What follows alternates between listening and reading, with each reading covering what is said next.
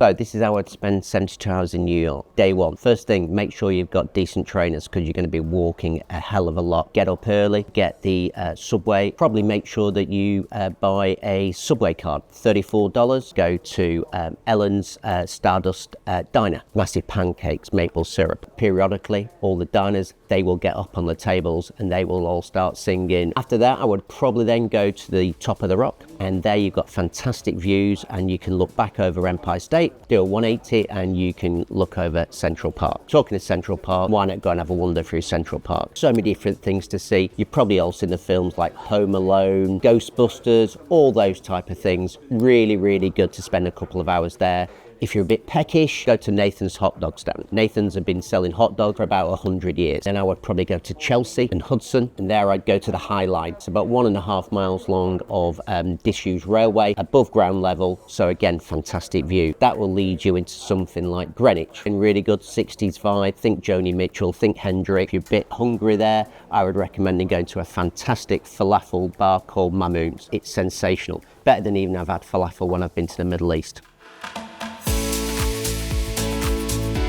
Day two, get up very early, go to Dominique Ansel Bakery. Queue start at Dominique Ansel Bakery about 8 in the morning. Why should I go there? He sells a limited number of things called a Corona. What's a Corona? It's a bit like a donut / croissant with custard in it. It's fantastic. Get yourself a takeaway coffee and then start walking. And where would I walk to? I would go over Brooklyn Bridge. Fantastic views, fantastic scenery, and then go to Dumbo in Brooklyn. Why would I go to Dumbo? Well, that's where all the stars live. Think Matt Damon's £17 million apartment. A really interesting place. Done a lot of walking in Dumbo and around in Brooklyn. Then maybe you want pizza when you're in New York, go to Grimaldi's. Whereas Grimaldi's just right under the bridge and some fantastic views. Get the subway back over to Manhattan, and I would suggest then looking at the area going south and go to the financial district, Wolf of Wall Street. What else is there to do? Well, I'll probably even go further south and I'll probably do the Staten Island Ferry. That's free. It goes many, many times. Go on the right hand side when you're going out, go on the left hand side when you're coming back. It's brilliant views of the Statue of Liberty, and it's all free, and if the weather's great, it's fantastic to stay outside. Finally, I'd probably go to the memorial where the two imprints of where the two twin towers were, that basically they've turned that into memorial, where everyone has a small brick with their name on it, and it's now a fountain. It's a really somber place, but it's really interesting to look at.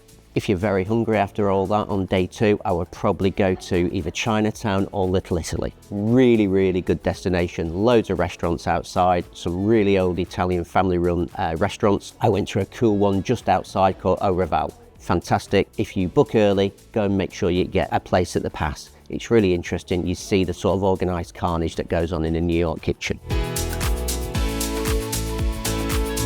Day three, I suppose you want to actually take things home with you, so do a bit of shopping on day three. So again, get up early, get a bagel, get a coffee to take with you. Where would I go? I'd probably go up to Macy's. It's obviously really iconic department store, and it's very, very close to the Empire State Building, so you can kill two birds with one stone. After you've been to Macy's, I would probably go even further north, and if you fancy for lunch a bit of soul food, go up to Harlem.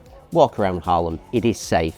It's very gentrified now, and you can go to Sylvia's there for some great fried chicken. Then come back into town, and I'll probably go and see the chaos, which is Times Square. Now, people think they need to always stay at Times Square, but you don't. But it's well worth going and visiting, especially when the lights fade in and all the neon lights come on. What's pretty good about Times Square, it's very close to where all the theatres are and all the shows. Go for a theatre dinner before you go for a show. Make sure you pre-book your show, because you can't just turn up on the day, because they're very, very busy.